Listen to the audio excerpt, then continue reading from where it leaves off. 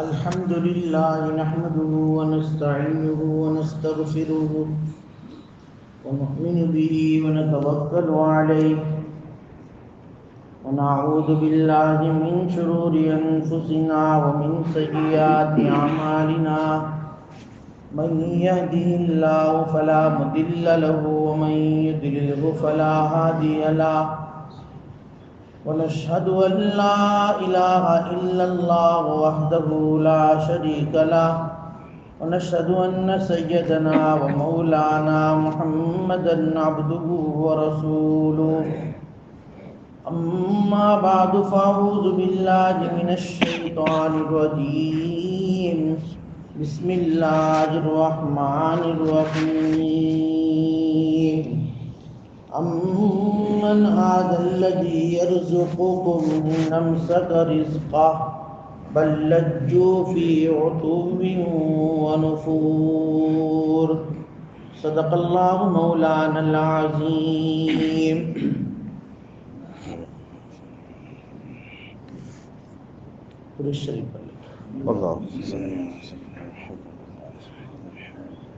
واجب الاحترام بزرگوں،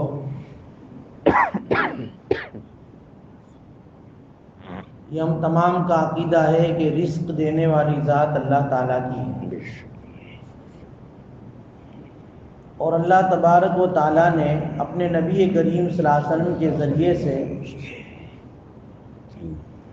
اپنے بندوں کو رزق حاصل کرنے کے جو اعمال بتائے ہیں، اسباب بتائے ہیں،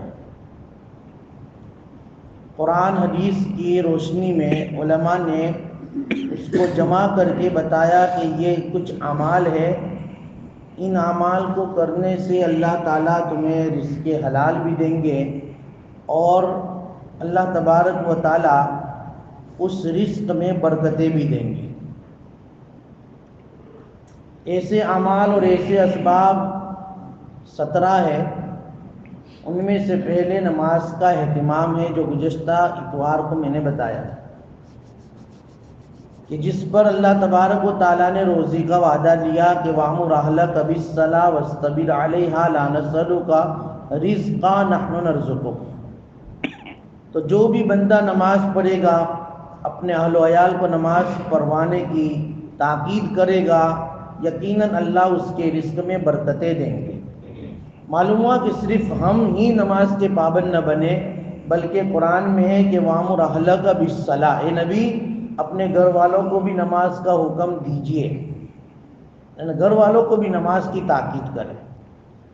انشاءاللہ تعالی جب ہم نمازی ہوں گے، ہمارے گھر میں ہماری اولاد نمازی ہوگی، ہماری بیوی بچے نمازی ہوں گے، تو انشاءاللہ تعالی رزق میں برکتیں آئے گی اور رزق جو ہے کشادہ طور پر اللہ تعالیٰ عطا فرمائیں۔ دوسرا عمل کثرت استغفار ہے۔ آدمی نماز پڑھے، نماز پڑھنے سے گناہ معاف ہو جاتے ہیں، فجر پڑھی عشاء تک کے گناہ معاف، جوہر پڑھی فجر سے جوہر تک کے گناہ معاف، لیکن اس کے باوجود بھی آدمی سے کچھ کوتاہیاں غلطیاں ہوتی ہیں تو اس کو استغفار کے ذریعے اللہ سے معافی مانگے۔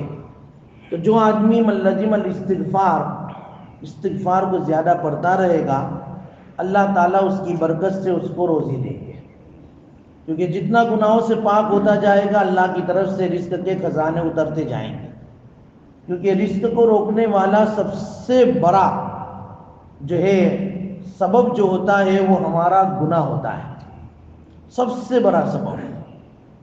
کوئی جو ہے کسی کو کچھ کر نہیں دیتا، کہتے ہیں کہ بھائی آپ کر ہی دی، تجھ روزی باندھ دی ہے، کوئی باندھنے والا نہیں ہے۔ قرآن کہتا ہے من ھذا الذی یرزقکم ان امسک رزقہ، اگر اللہ باندھ دے روزی تو دنیا میں کوئی طاقت ہے جو تم کو ایک دانہ بھی کھلا سکے؟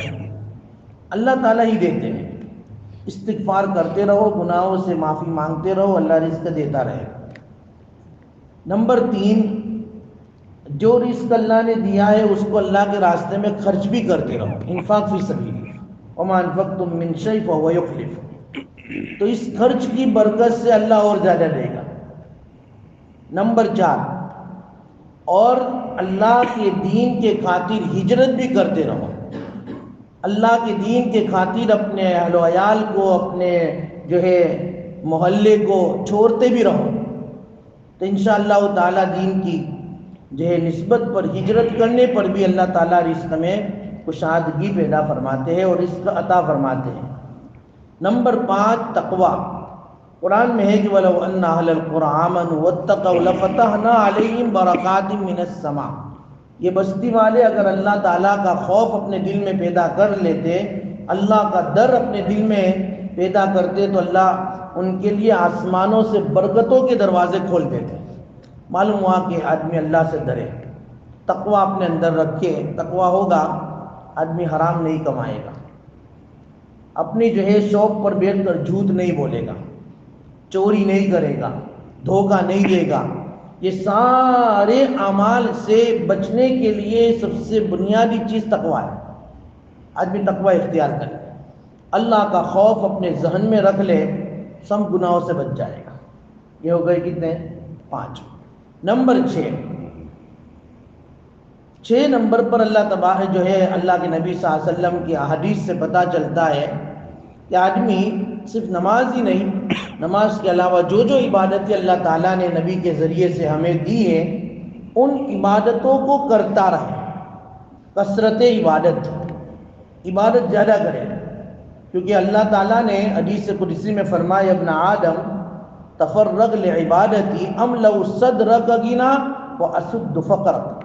ابن آدم میری عبادت کے لیے اپنے وقت کو فارغ کر دے، میں تیرے سینے کو گینے سے بھر دوں گا اور تیرے لیے فقر کے دروازوں کو بند کر دوں گا۔ معلوم ہوا عبادت میں ایسا لطف اور مزہ ہے جس سے جو ہے فقر کے دروازے بند ہوتے ہیں اور گنا کے دروازے کھلتے ہیں۔ اللہ تعالیٰ دل کو گنا سے بھر دیتے ہیں۔ اس لیے عبادتوں میں اپنے آپ کو لگاؤ، زیادہ سے زیادہ عبادت کرو، تو عبادت کرنے پر اللہ تبارک و تعالیٰ رزق کے دہانے کھولیں گے، بلکہ تم کو دل کا مالدار بنائیں گے، مال کا نہیں، دل کا مالدار بنائیں گے۔ اور دل کا مالدار ہونا ضروری ہے، مال کا نہیں۔ مال آدمی کے پاس ہو لیکن خرچ ہی نہ کرے تو وہ سب سے زیادہ فقیر ہے۔ سب سے زیادہ فقیر وہ ہے جو مال ہے لیکن خرچ کرنے کی اس کے اندر ہمت نہیں ہے، نہ اپنے اوپر خرچ کرتا ہے، نہ بیوی پر خرچ کرتا ہے، نہ گھر والوں پر خرچ کرتا ہے، بس ایحسب ان مالہ اخلدہ، جمع مالہ وعددہ، مال کو جمع بھی کرتا ہے، گنتا بھی رہتا ہے اور یہ سمجھتا ہے کہ یہ مال اس کے پاس ہمیشہ رہے گا۔ مال کسی کے پاس رہا ہے کہ رہے گا؟ بھائی قارون کے پاس نہیں رہا نا، جس کے خزانوں کی چابیاں کتنے لوگ اٹھاتے تھے۔ تو بہرحال اللہ تبارک و تعالیٰ کے راستے میں خرچ کرنے کا جو جگر ہے وہ استغنائیت غنا کی بنیاد پر ملتا ہے۔ تو یہ نمبر 6۔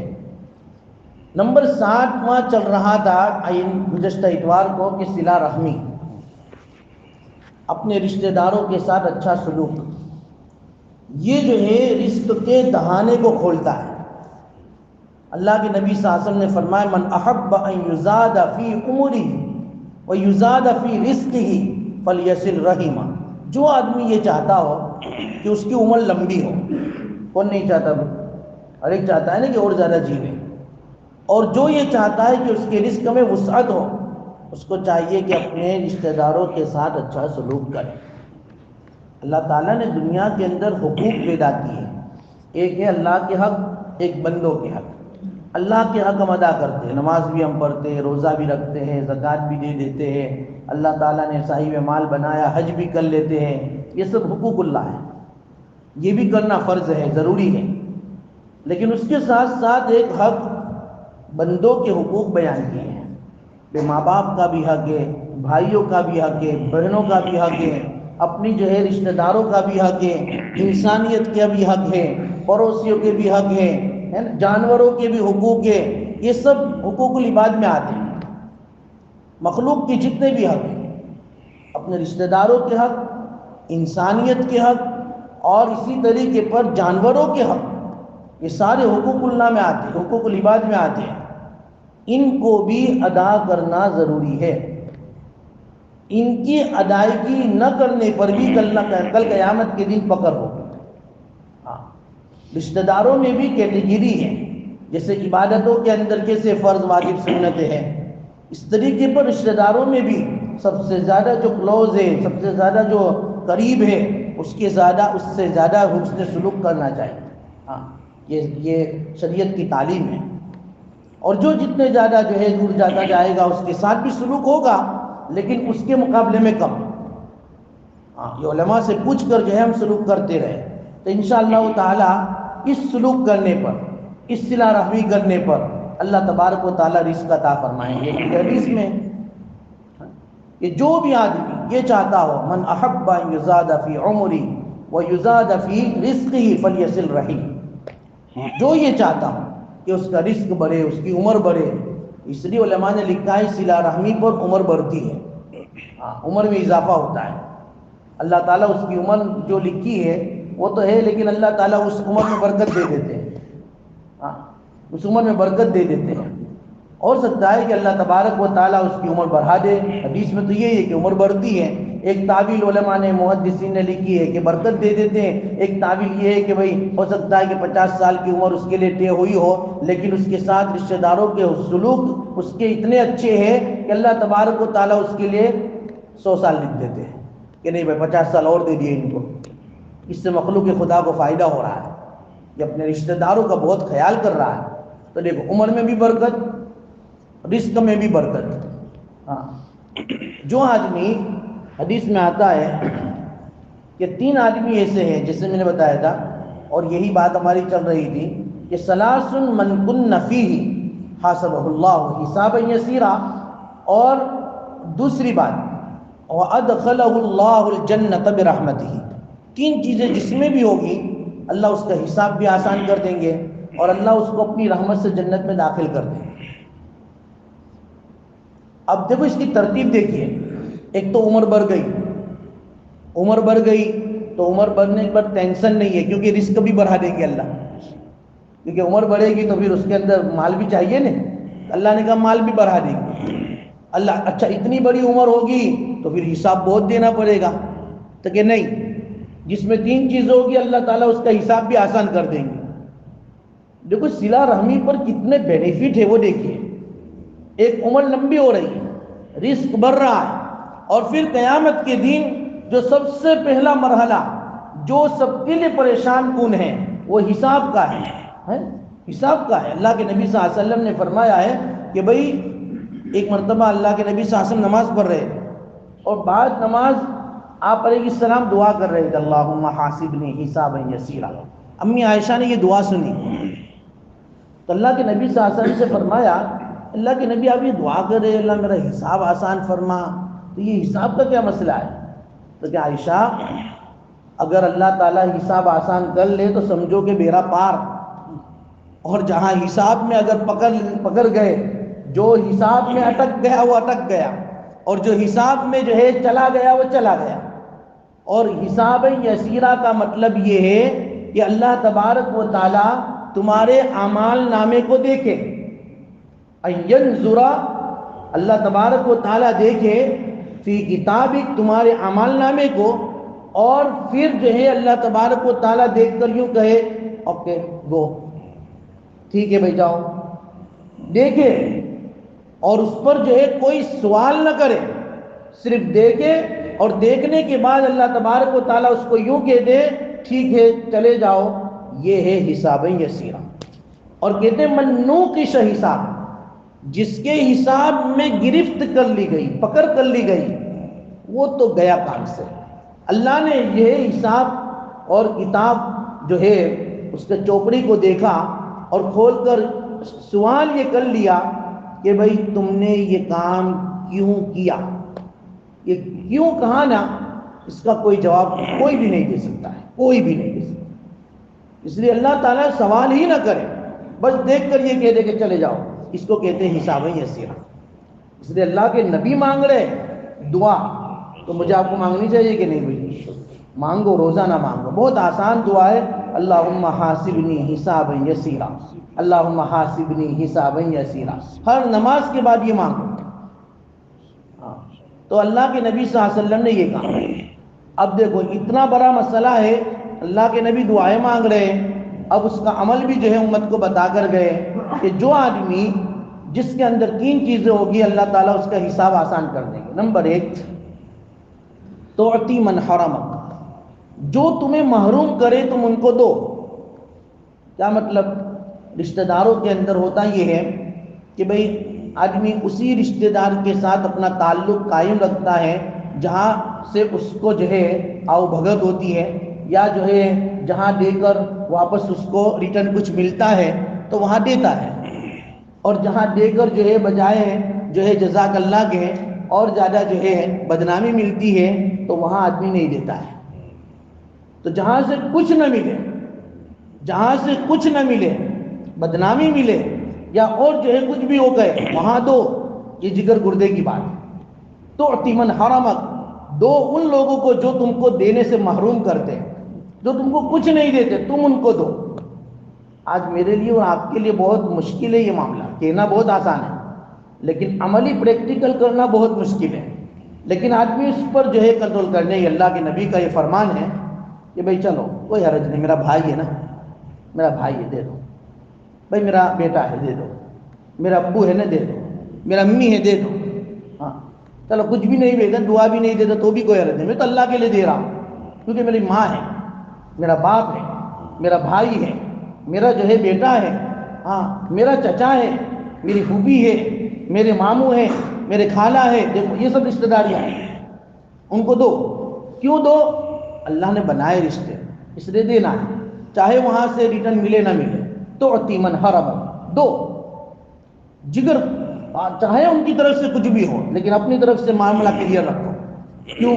اللہ کے نبی کا فرمان ہے جو بھی اپنے رشتہ داروں کے ساتھ اس طرح کا معاملہ کرے گا اس کا حساب آسان ہو جائے گا، اور حساب آسان ہونے کے بعد وَأَدْخَلَهُ اللَّهُ الْجَنَّةَ بِرَحْمَتِهِ، اللہ اپنی رحمت سے جنت میں داخل بھی کر دے گا۔ کتنی بڑی بات ہے، ایک بات۔ دوسری بات، سل من قطعک، صلہ رحمی کرو ان رشتہ داروں کے ساتھ جو تمہارے ساتھ قطع رحمی کرتے ہیں، ان کے ساتھ حسن سلوک کرو، ان کے ساتھ اچھا برتاؤ کرو جو تمہارے ساتھ برا برتاؤ کرتے ہیں۔ ہاں وَيَقْطَعُونَ مَا أَمَرَ اللَّهُ بِهِ أَن يُوصَلَ، اس کے ساتھ جو ہے قطع رحمی، جو قطع رحمی تمہارے ساتھ کرتے اس کے ساتھ تم صلہ رحمی کرو۔ ہاں یہ نہیں کہ جو تمہارے ساتھ اچھا رکھتے تم بھی اس کے ساتھ اچھا رکھو، یہ تو پھر ادلا بدلا ہو گیا، اس کو صلہ رحمی نہیں کہتے۔ لیس الواصل بالمکافی، حدیث میں آتا ہے صلہ رحمی یہ نہیں ہے کہ برابر برابر ہو، کہ وہ تمہارے ساتھ وہ تم کو سلام کرے تو تم بھی ان کو سلام کرو، وہ تمہارے ساتھ ہاتھ ملاوے تو تم بھی ان کے ساتھ ہاتھ ملاؤ، وہ تمہیں دعوت میں بلاوے تو تم بھی ان کو بلاؤ، یہ صلہ رحمی نہیں ہے۔ وہ تم کو نہیں بلاتے اور تم ان کو بلاؤ، وہ تم کو سلام نہیں کرتے تم ان کو سلام کرو، ہاں وہ تمہیں جو ہے کسی بھی جو ہے تقریب میں کبھی بھی نہیں بلاتے، تم ان کو ہر تقریب میں بلاؤ، یہ ہے۔ ورنہ تو ہمارے یہاں تو پہلے لسٹ دیکھی جاتی ہے، تو کس نے جو ہے دعوت دی اس کو بلاؤ، لا پلان تو منگنی تھی من نہ بلائے والا چھوڑو نے ابھی نام نہ لگو، چلو بتاؤ۔ ہم تو فوراً وہاں ادلا بدلا کا تصور قائم کر لیتے ہیں، وہاں فوراً لیس الواصل بالمکافی، اس کو صلہ رحمی نہیں کہتے۔ اللہ کے نبی کہتے یہ صلہ رحمی نہیں ہے، صلہ رحمی تو وہ ہے کہ اذا قطعت رحمہ وصلت، وہ تمہارے ساتھ اپنا رشتہ توڑ رہا ہے تم ان کے ساتھ جوڑو، یہ ہے صلہ رحمی۔ اللہ کے نبی نے اس پر فضیلت بتائی ہے، جو نہیں دیتا اس کو دو، جو تمہارے ساتھ قطع رحمی کرتا ہے تم ان کے ساتھ صلہ رحمی کرو۔ اور نمبر 3، وَاعْفُ عَمَّنْ ظَلَمَكَ، جو تمہارے اوپر ظلم کرتا ہے تم ان کو معاف کر دو۔ تینوں چیزیں بڑی کڑوی ہیں، بڑی بھاری ہیں، لیکن اگر آخرت کا تصور آدمی کرے کہ وہ حساب کا میدان جہاں آفتاب سوا نیزے پر ہوگا اور ہر ایک کے لیے حساب دینا بڑا کٹھن اور مشکل ہوگا، ایسے معاملے میں جب آسانی ہو سکتی ہے تو یہ دنیا کی کرواہٹ برداشت کرنا بہت آسان ہے۔ جو ہمارے سے منہ چراتا ہے اس کے سامنے بیٹھ جاؤ، سلام کر لو، یہاں سلام کر لینا آسان ہے، یہاں 2-3 باتیں کڑوی کسیلی سن لینا آسان ہے، لیکن وہاں پر حساب دینا بڑا مشکل ہے۔ یہاں اگر تم اس طرح جو ہے اپنے آپ کو کمپرومائز کر لیتے ہو اور اس کی بات کو جو ہے اس کے سامنے بیٹھ جاتے ہو، معافی صافی کر لیتے ہو، چاہے کوئی سا بھی بڑا پرابلم ہو، لیکن آخرت کے مقابلے میں تو سب چھوٹا ہے نا بھائی، آخرت کے مقابلے میں بہت چھوٹا پرابلم ہے۔ اس لیے دنیا کے پرابلم کو سلجھاؤ، بہت ضروری ہے. اس کو کہتے ہیں صلہ رحم. اللہ کے نبی کہتے ہیں یہ 3 چیزیں جس میں ہوگی اللہ اس کا حساب آسان کرے اور اللہ تعالیٰ اس کو اپنی رحمت سے جنت میں داخل کر دیں گے. لیکن اللہ تعالیٰ معاف فرمائے، آج ہمارے معاشرے میں، ہمارے ماحول میں سب سے زیادہ دیکھو آدمی دیندار ہے، نمازی ہے، ہر ایک اعتبار سے دین کا کام کر رہا ہے، لیکن دیکھو یہاں گڑبڑی کر لیتا ہے، اپنے رشتہ داروں کے ساتھ جو ہے تعلقات کو توڑ کر اپنی ساری جو ہے کمائی کو ختم. اسی لیے تو حدیث میں ہے، ایک حدیث میں ہے کہ ان اعمال بنی آدم تعرض اعمال بنی آدم الی اللہ کل خمیس لیلۃ الجمعہ، او کما قال علیہ السلام. کل خمیس یعنی ہر جمعرات کو یعنی جمعہ کی رات کو، جمعرات کو اور ہر جمعہ کی رات کو اللہ تعالیٰ کے سامنے بنو آدم کے اعمال پیش کیے جاتے ہیں. کل خمیس حدیث کے الفاظ ہیں، ہر جمعرات کو اور جمعہ کی رات کو ہر بنو آدم کے اعمال اللہ کی بارگاہ میں پیش کیے جاتے ہیں، لیکن اس آدمی کے اعمال پیش نہیں کیے جاتے. کیوں؟ لا تقبل، کیونکہ اس آدمی کے اعمال اللہ کے یہاں قبول ہی نہیں جو اپنے رشتہ داروں کے ساتھ سلوک اچھا نہیں رکھتا ہے. آدمی اس کا تصور کرے. دیکھو اعمال کی قبولیت موقوف کر دی جاتی ہے، پہلے وہاں معاملہ سلجھاؤ، پھر جو ہے تمہارے اعمال آگے بڑھیں گے، پھر اللہ کے یہاں تمہارے اعمال پہنچیں گے. تمہارے یہاں گڑبڑی ہے، وہاں قبول ہی نہیں ہو رہے، اس کے اعمال قبول ہی نہیں ہے، اور جب قبول نہیں ہے تو اس کے اعمال پیش بھی نہیں ہوتے. اتنی بڑی بات ہے، آدمی سوچے. اللہ کے نبی صلی اللہ علیہ وسلم نے ایک مرتبہ تو یہ کہہ دیا کہ لا يدخل الجنت قاطع، جو قطع تعلق ہی کرتا ہے، رشتہ داروں کے ساتھ اچھا سلوک نہیں کرتا ہے، وہ جنت میں داخل ہی نہیں ہوگا. تو جنت میں داخل نہیں ہونے کا مطلب یہ کہ ہمیشہ کے لیے نہیں، کیونکہ قطع رحمی کا جو گناہ اس نے کیا ہے اس کا جو ہے اس کو خمیازہ تو بھگتنا پڑے گا. بھائی حضرت شیخ نے ایک واقعہ لکھا ہے، آپ نے سنا ہوگا بہت مرتبہ، کہ ایک حاجی صاحب حج میں گئے تھے، حج کے ارکان ادا کیے، عرفات میں جانا تھا.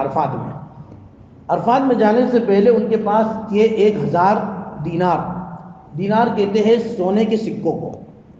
1000 دینار، 1000 اشرفیہ، یہ بہت بڑی قیمت ہوتی ہے. اب عرفات کے میدان میں جانا اتنی بھیڑ میں اتنی بڑی رقم کو لے کر، تو کسی نے مشورہ دیا کہ بھائی ایک آدمی ہے یہاں مکہ مکرمہ میں، بہت ہی نیک آدمی ہے، وہ امانت سب کی رکھتا ہے، تو ان کے پاس رکھوا دو تاکہ تمہارے پیسے اور تمہاری اشرفیہ جو ہے سیف رہے گی. حج سے واپسی کے بعد، اعمال حج سے واپسی کے بعد ان کے پاس سے لے لینا. انہوں نے کہا ٹھیک ہے. وہ آدمی کے پاس گئے، ان کو دیکھا بڑا نیک تھا، کہا کہ بھائی دیکھو یہ 1000 اشرفیہ ہے، کل مجھے عرفات جانا ہے، آپ یہ اپنے پاس رکھیے، واپسی میں آپ کے پاس سے لے لوں گا. تو کہ ٹھیک ہے. انہوں نے لے لی. یہ گئے عرفات میں، تمام ارکان حج کو ادا کرنے کے بعد جب واپس آئے اور اپنے اشرفیہ لینے کے لیے گئے تو پتہ چلا کہ وہ جو حاجی صاحب اور وہ نیک آدمی جس کے پاس اشرفیہ رکھ کر گئے تھے ان کا انتقال ہو گیا. پریشان ہوئے. ان کے بھائیوں، ان کے بیٹوں سے پوچھا کہ بھئی ابا جان نے 1000 اشرفیوں کے متعلق اور دینار کے متعلق کچھ باتیں آپ سے کہی ہے. میں نے ان کے پاس امانت کے طور پر 1000 اشرفیہ رکھوائی تھی، اس کا علم آپ کے پاس ہے؟ تو بیٹوں نے کہا نہیں ہم کو تو کچھ بھی نہیں معلوم بھائی، اور ابا اس سلسلے میں ہم کو کچھ کہہ کر بھی نہیں گئے. وہ بیچارے پریشان ہو گئے کہ ہو اب کیا کریں گے، پورے سفر میں ان کی تو ساری ضرورتیں اسی کے ساتھ وابستہ تھی، بڑے پریشان تھے. کسی نے کہا کہ مکہ کے بڑے بڑے علماء ہیں، ان سے جا کر آپ مشورہ کرو، پوچھو کہ بھائی اب کیا کیا جائے. بڑے بڑے علماء کے پاس گئے اور جا کر کہا کہ اس طرح میں پریشان ہوں، میں نے اشرفیہ ان کے پاس رکھی تھی، ان کا انتقال ہو گیا، ان کے بیٹوں کو تو کچھ معلوم بھی نہیں ہے، اب میں کیا کروں، اس کا حل کیا ہے. تو انہوں نے ایک عجیب و غریب جواب دیا. علماء نے ایک عجیب و غریب نکتہ ان کو بتایا کہ بھائی کام کرو، آج رات 12 بجے کے بعد زمزم کے کنویں کے پاس جانا. کہاں جانا؟ زمزم کے کنویں کے پاس جانا، اور رات کو 12 بجے بعد جانا، اور 12 بجے بعد جا کر زمزم کے کنویں کے پاس کھڑے رہ کر جس حاجی صاحب کو اور جس نیک آدمی کو آپ نے یہ اشرفیاں دی تھی ان کا نام لے کر پکارنا. اگر جو ہے وہ وہاں ہوں گے تو وہ آپ کے پکار کا سلام کا جواب دیں گے, اور جب وہ سلام کا جواب دے تو آپ ان سے اپنے اشرفیوں کے متعلق پوچھ لینا. تو انہوں نے کہا ہاں ٹھیک ہے, بہت اچھی بات. گئے زمزم کے بعد, زمزم کے کنویں میں 12 بجے بعد پیسے لینے کے لیے, تو کیا 2 بجے بعد بھی جائیں گے, 12 بجے تو بہت کم ہے نا. ہاں کوئی کہے کہ بھائی 1 لاکھ اور اس کے اوپر 1 ملین اور اس پر 2 ملین جو ہے قبرستان میں پرانی 2 قبروں کے درمیان رات کو 3:30 بجے کوئی آگے رکھ جائے گا, آپ لے آنا, تو بھی جائیں گے نا بھائی. مال کی محبت مجھے آپ کو سب کو ہے. بہرحال وہ تو بیچارے حاجی صاحب تھے, وہ تو گئے زمزم کے کنویں کے پاس اور انہوں نے آواز لگائی, السلام علیکم یا ابن فلاں ابن فلاں. کوئی جواب نہیں آیا. 2 مرتبہ 3 مرتبہ بیچارے کتنی مرتبہ آوازیں لگائے اور سلام کر کر کے تھک گئے, لیکن فلاں ابن فلاں کی طرف سے تو سلام کا جواب آیا ہی نہیں.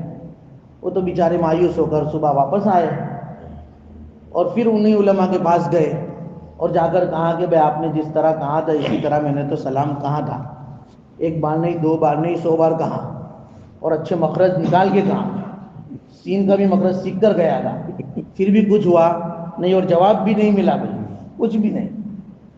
تو علماء نے تو انا للہ و انا الیہ راجعون پڑھ لیا. ہو یہ تو بہت بری خبر ہے, بہت بری خبر ہے. اب ایک کام کرو بھائی, جب یہ روح یہاں نہیں ہے, کیونکہ نیک لوگوں کی روح ہے تو زمزم کے کنویں کے پاس ہے. ہاں, ان الابرار لفی علیین, ان کتاب الابرار لفی علیین, قرآن میں اس کے وہ ایک مسئلہ الگ ہے بھائی. تو پھر اب تو آپ کو یمن جانا پڑے گا بھائی, ملک یمن. اب یمن جاؤ اور فلاں فلاں جگہ پر ایک کنواں ہے, وہاں پر جاؤ اور وہاں جا کر جو ہے آپ سلام کرنا, اور وہاں پر اگر جواب آ جائے تو پھر ان سے پوچھ لینا آپ کا مسئلہ. ٹھیک ہے. اور بیچارے یمن گئے, پیسے تھے نا بھائی, پیسوں کا مسئلہ تھا. یمن گئے, یمن لندن جانا تو بھی جائیں گے بھائی. یمن گئے تو وہ یمن جا کر جو ہے وہ وہاں جا کر کسی سے پوچھا کہ بھائی فلاں فلاں کنواں کون سی جگہ پر ہے, کسی نے بتایا کہ جاؤ. اور یہ یمن والا کنواں علماء نے لکھا ہے کہ یہ کنواں جہنم کے بالکل منہ پر ہے, جہنم کے منہ پر. اب وہاں پر گئے, وہاں جا کر پہلے ہی جو ہے سلام کا, السلام علیکم یا ابن فلاں ابن فلاں. فوراً جواب آئے, وعلیکم السلام وعلیکم السلام. تو تم سب یمن مت پہنچ جانا بھائی, کسی کے کوئی باقی ہو تو. یہ تو بھائی علماء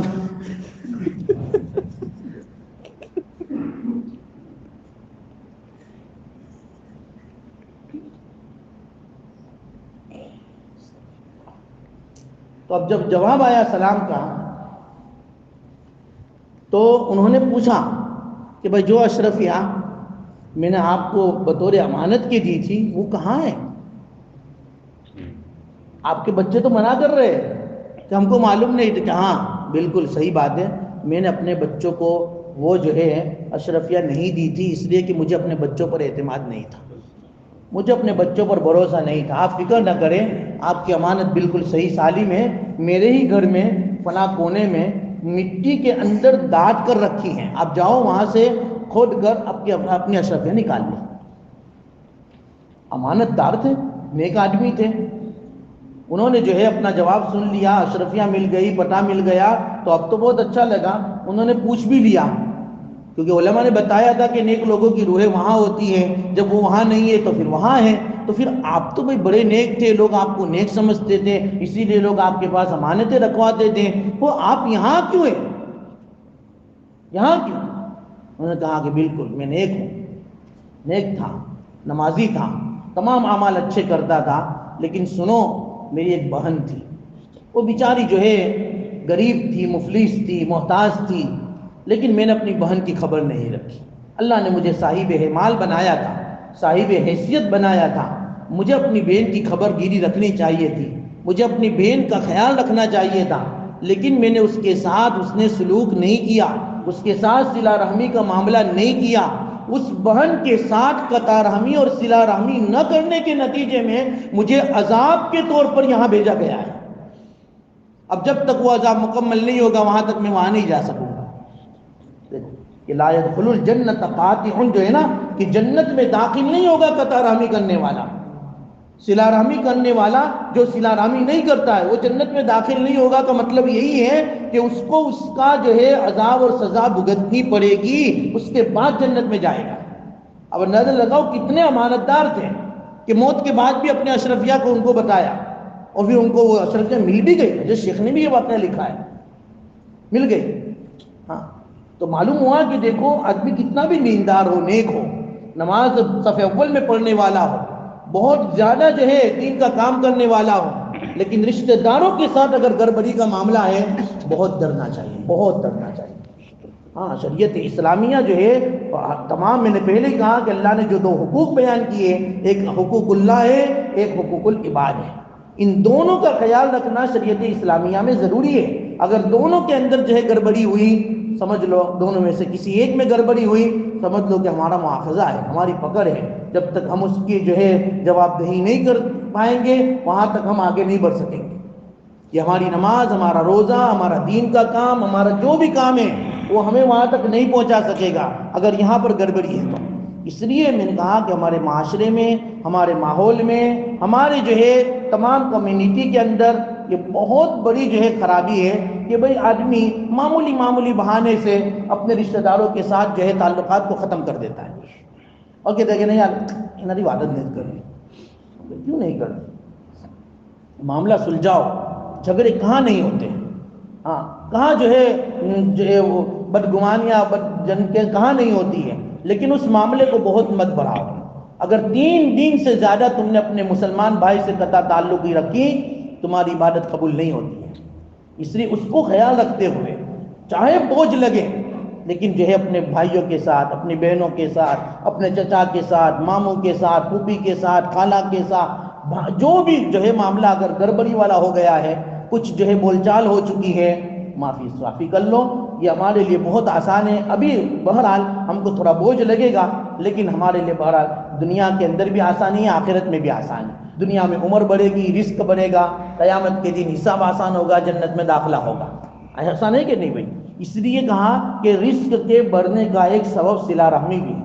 جو آدمی یہ چاہتا ہو, اس کو پسند ہو کہ اس کا رزق بڑھے, عمر بڑھے, فلیصل رحم.